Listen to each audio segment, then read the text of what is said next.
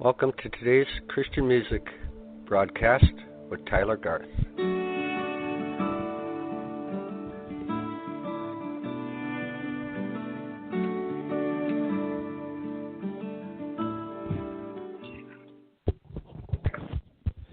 Well, hello and welcome to today's Christian Music. I'm your radio host, and I'm glad to have Morgann McClanahan with us today from Nashville, Tennessee. Are you on the line? Hi, Tyler. Thank you so much for being a part of our program today. I'd like to remind the listening audience that this is an outreach of CSMI, Christian Songwriters and Musicians International, and we can be found on the web at www.csminetwork.com. So, Morgann, thank you again for joining us, and so glad to have you a part of the program. And if I remember right, you live down in the Nashville area. Am I correct in that? Yeah, that's right. Right in Nashville. Okay.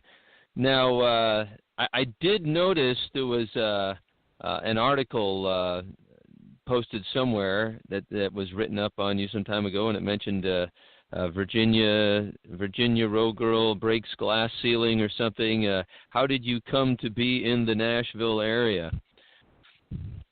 Well, when I was a kid, I always knew that I wanted to do something with music, and I felt like that was beyond just a hobby, but it was a calling. And so I told my parents that I wanted to move to Nashville, and I think they thought, yeah, right. But they were like, sure, whatever you want to do. And so I ended up just really applying myself, working hard, working through college in half the time, because they said, you have to go to college regardless. Even if God calls you to do this, like mom and dad are calling you to go to college. So anyway, I went to college in half the time and got a bachelor's degree, and then it came and worked it to where I did an internship and just kind of expedited the back half of my degree, and lived my last semester just working for a record company in Nashville. And so Wonderful. Through that, that was when I was about 18 or 19 years old, and then just met lots of people along the way, and grew up singing every opportunity I could get. And so wonderful. That, I want to back us up to when you were a child. I'm glad, and why don't you just tell us about your your background as far as did you grow up in church in a Christian family, or did that come later?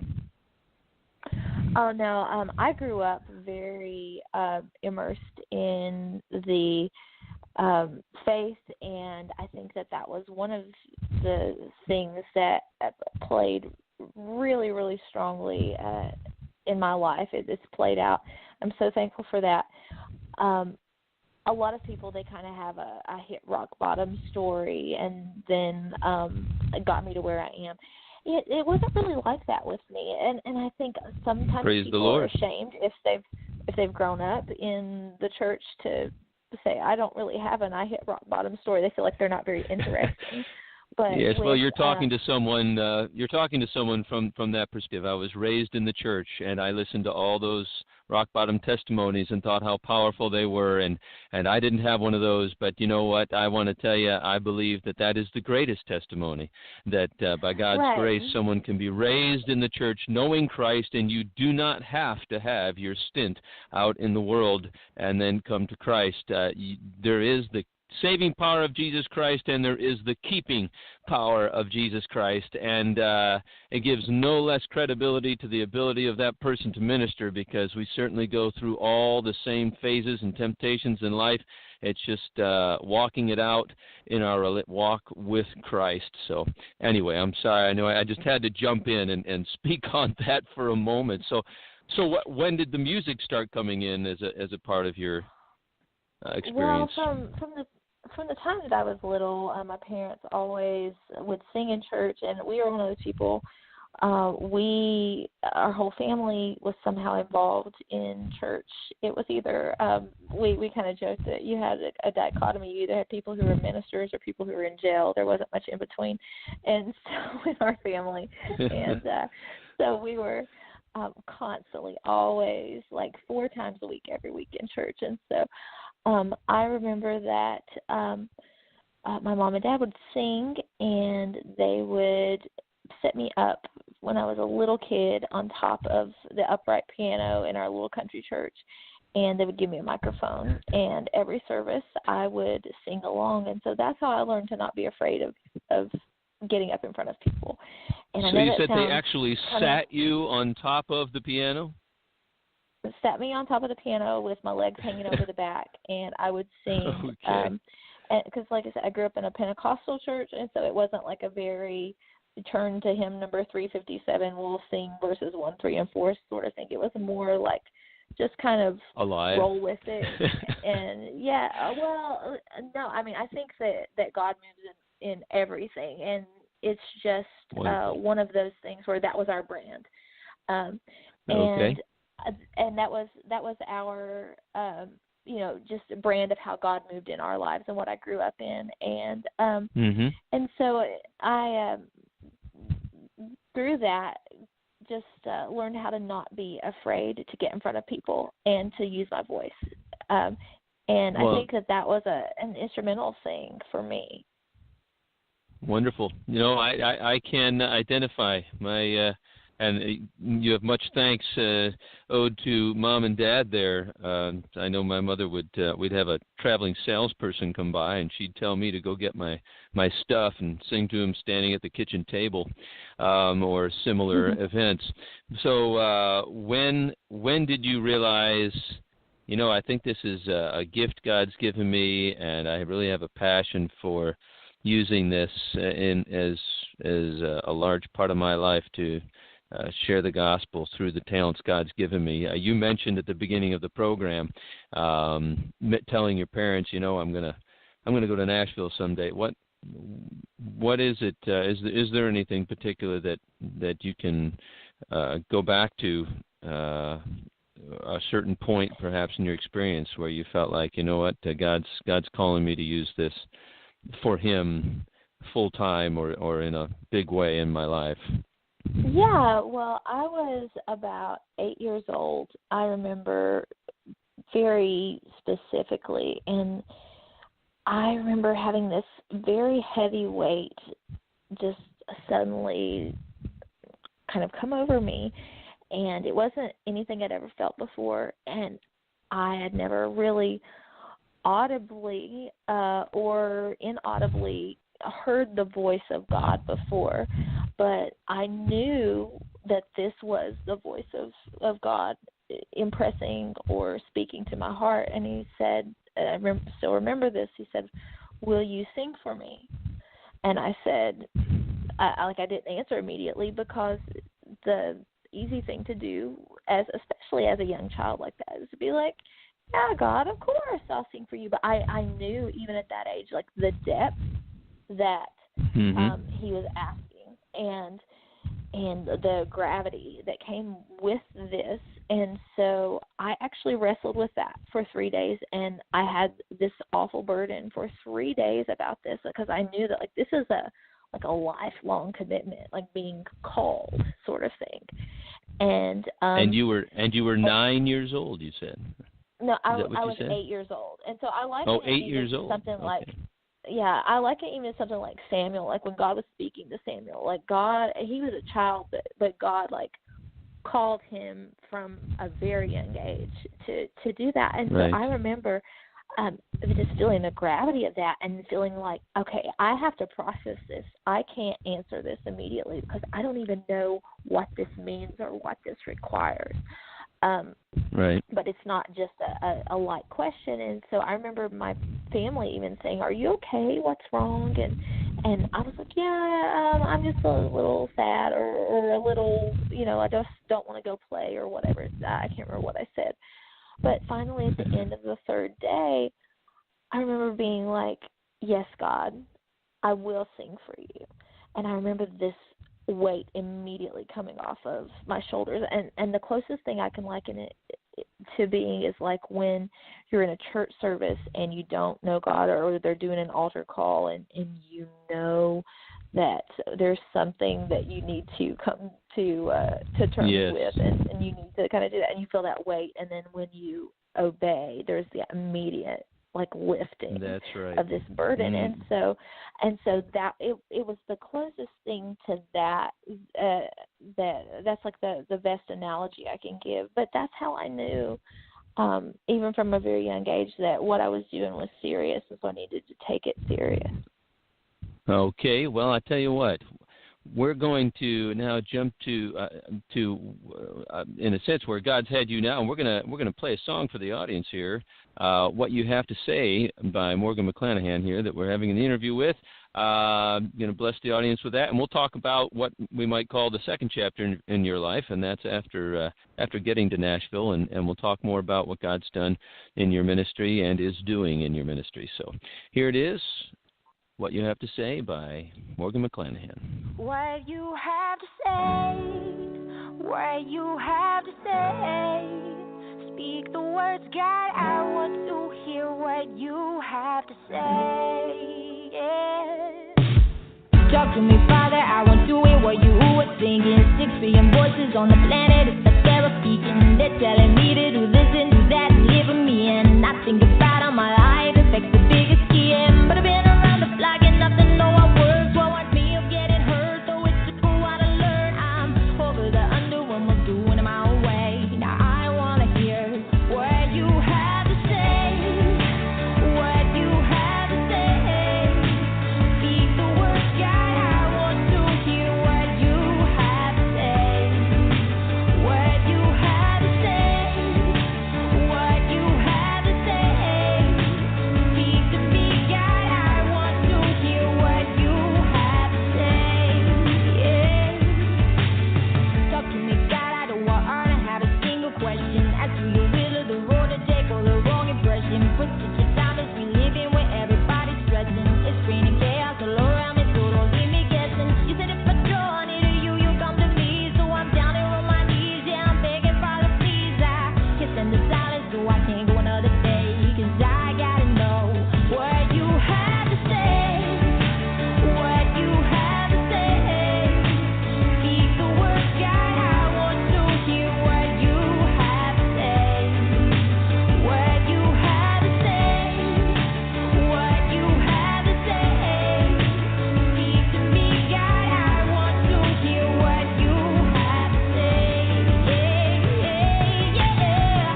Come on, I yield my heart. Let down my guard, none like a deadbolt. You're welcome in, I'm listening, so let me hear, I'm letting go.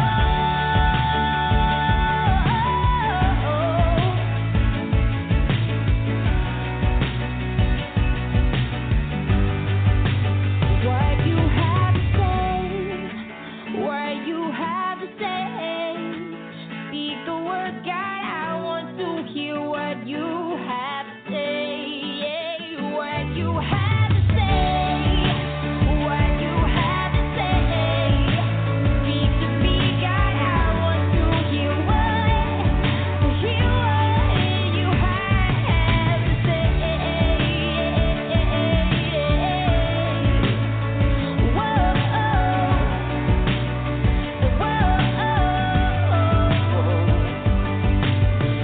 Come on, I give my heart. Let down my guard, none like a deadbolt.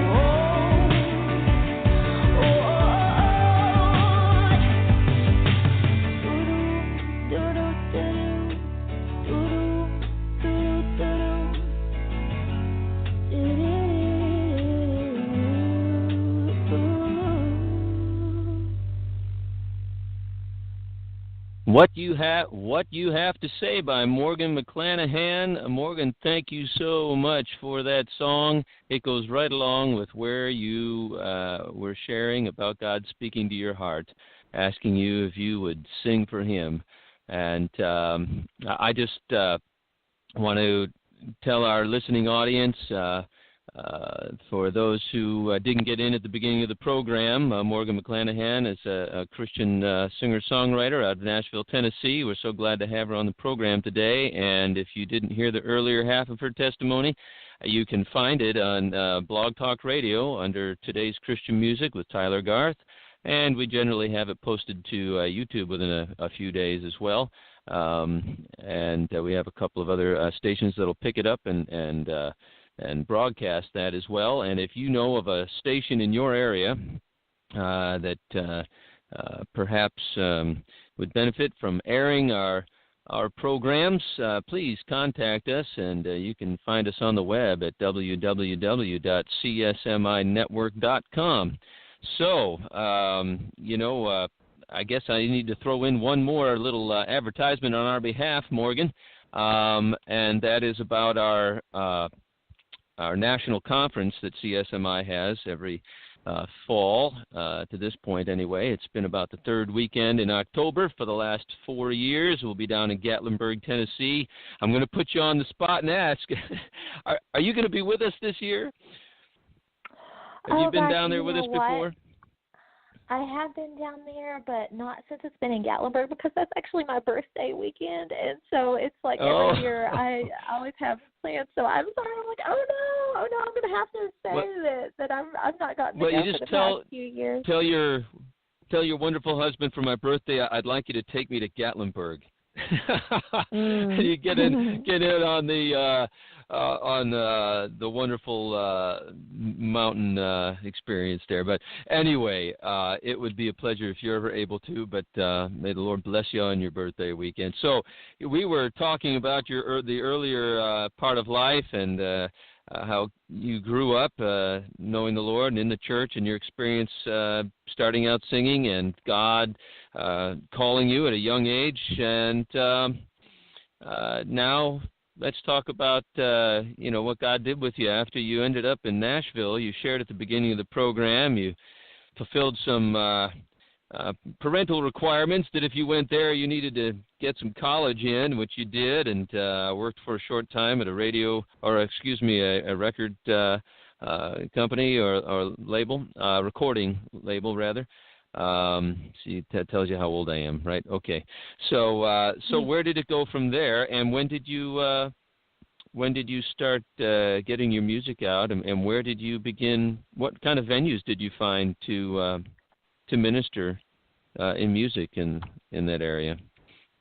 Well, Nashville's kind of a tricky situation because there's so many people that come to Nashville to do the same thing that you do. And so I'm just going to take off my spiritual hat for a moment and just talk business and music and practicality and things like that. And, a lot of times people grow up and they're the best musician or best singer or best whatever in their hometown, and then you get everybody's like, oh, you need to move to Nashville, so then you get to Nashville and you're there with tens of thousands, hundreds of thousands of people who are talented, but tens of thousands of other people who are the best singers in their little hometowns in Iowa or Indiana or Alabama or Virginia or wherever your respective place is. And so it's a kind of a rude awakening, a little bit of like, hey, you know what? I've got to learn to diversify. I've got to learn to be a networker. I have to learn to, it's not just about being called. It's about like being faithful to roll your sleeves up and get in there and do stuff. And so I just started working with and singing any place I could. I actually had a pretty great thing going on back in Virginia where I was singing all the time at places. I was getting paid to sing places, and it was a nice thing because I was able to recoup. There's always an investment that comes, even if it's just gas money that it takes to get someplace. But you're investing some sort of thing, and so I would always make money when I would do that. And then you move to Nashville, and you have this oversupply and under demand. And so people take advantage of that a lot of times. I found myself, like so many other people do, feeling like you had to play for free everywhere. And so it kind of got to me in a sense because it made me think, does what I do not have value? After, a couple of years of doing this, you start thinking, does what I do not carry any weight or any value? Because apparently nobody acts like it does here, that it has any worth or value. And I realized that, no, it's a natural thing, and you just have to go through and make this your base. Don't put all your eggs in this basket. And I think one of the positive things that's happened in the whole digital streaming revolution is it's made people realize that you can't go and take the old school route of, I'm going to throw everything I have into getting a radio single, getting signed by a record label, and just trying to get someone to quote unquote discover me. You have to Right. go out and you have to put what you have out there, and regardless of, and that takes confidence, because regardless of what other people who are powers that be think about you, it makes you have to be confident in who you are, and more importantly, what God's called you to. You can't base what your perceived value of God's calling is on what the opinions of man's perceived value. Right. I think there's it's so important for our Christian artists to remember it was Jesus called them, and it was their heart to minister through the gifts God gave them. And maybe you could even speak on this. You don't need to. You can go on with your train of thought. But having worked some in that industry down there, it would seem that some could easily feel pressured into compromising the faith they were raised in Christ in order to get places. And the other side of it, that Christian music industry, it's great because we can turn on our radio driving down the road and we could be ministered to through Christian music. But the machine that everything has to go through for it to get to that point gets so mixed with the world's way of business sometimes. It can just be a real difficult situation. I don't know if you have anything you can say to speak to any of that. You would know more about it perhaps than I. So. Well, I found in my life, I have several friends who they are Christians and they shine a great light, but they don't do it under the umbrella of quote unquote traditional Christian sacred sort of music, and I think that is wonderful. There's some people who feel like that's wrong or that's a sellout thing. I don't think that at all. I think that Peter and Paul, they were both called to things, but it was two separate things, but it both had value, and so I feel like just as Paul was called to Gentiles, Peter was called to Jews. Some people are called to the church, and some people are called to people who are not in the church, and you have to do that in a different way. And you have to go to Athens and say, let me tell you about the unknown God. Now, for me, I feel like I'm better able to do that in the church because I've not had a rock bottom story, because I have always been in church. And that gives me kind of a theological outlet as well, where I can really dig in a little bit deeper and minister to people who've gone through some of the same things or going through some of the same questions as what I have. The Christian music industry, at the end of the day, it's a pro-con thing. It's at one point you have to realize that it's not that the people are evil, because they're not. I know lots of them, and they're people with, a couple of kids who are just trying to support their kids, and they're taking directions from other people, and their jobs are on the line. And so they, just like any other person, are trying to do a good job at what they've been called to do, right, which is to be on the business side of it.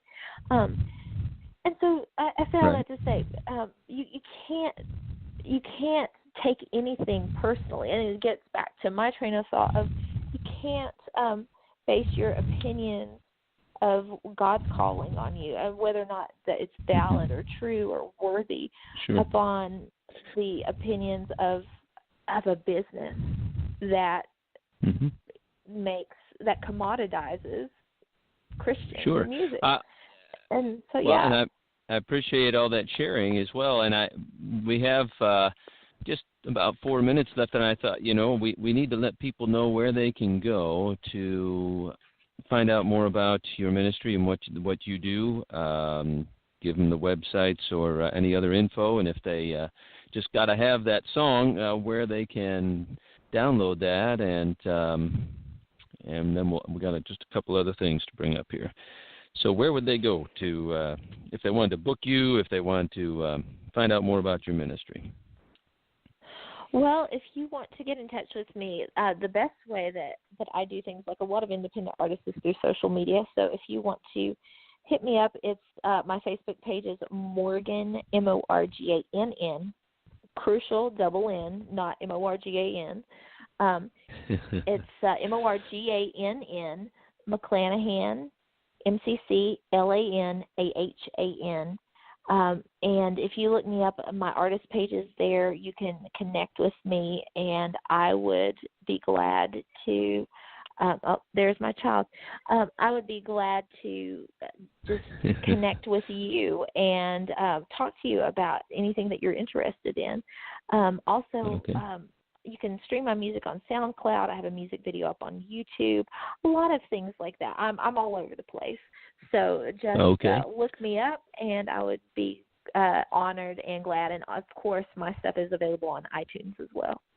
Okay, wonderful. Now we have about 2 minutes left, so this is your opportunity to, if there's anything one thing you wanted to get said and one message you want to get out, this is your time. Or you can tell us, maybe where you're going to be ministering next, or what your latest project was. You got about 2 minutes.